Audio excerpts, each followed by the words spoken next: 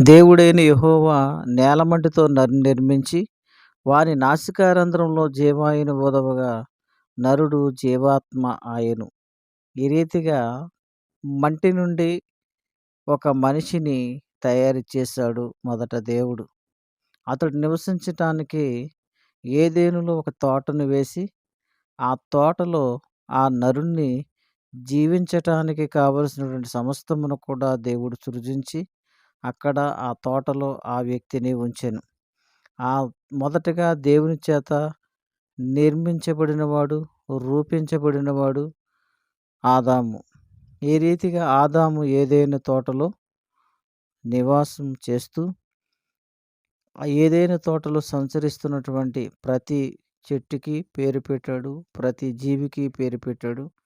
దేవుని యొక్క సృష్టి అంతటికి కూడా అతడు ఆకాశ పక్షులకి మరియు పురుగులకి మరియు జంతువులకి అన్నిటికీ వాటి వాటి పేర్లు పెట్టాడు. ఈ రీతిగా ఆదాము ఏదెను తోటలో ఉన్నప్పుడు దేవుడు అతన్ని చూసి, ఒంటరిగా ఉండుట చూసి అతని కొరకు ఒక తోడుని ఇవ్వాలి అని భావించాడు. నరుడు ఒంటరిగా ఉండుట మంచిది కాదు అని భావించి, వానికి సాటి అయిన సహాయమును వాని కొరకు చేయదననుకొనెను. దేవుడైన యెహోవా ప్రతి భూజంతువును, ప్రతి ఆకాశ పక్షిని నేలను నిర్మించి, ఆదాము వాటికి ఏ పేరు పెట్టునో చూచుటకు అతని యొద్దకు వాటిని రప్పించెను. జీవము గల ప్రతిదానికి ఆదాము ఏ పేరు పెట్టునో ఆ పేరు దానికి కలిగెను.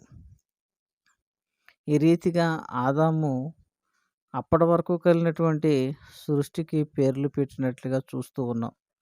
తరువాత దేవుడు ఆదాముకి గాఢ నిద్ర కలుగజేసి, అతని ప్రక్కటెముకలో ఒక దాన్ని తీసి ఆ చోటును మాంసంతో పూడ్చివేసెను.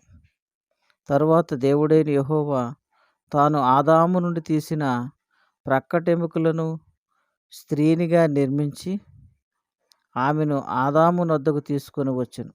అప్పుడు ఆదాము ఇట్లనెను, నా ఎముకలలో ఎముక, నా మాంసములో మాంసము, ఇది నరు నుండి తీయబడును గనుక నారి అనబడును.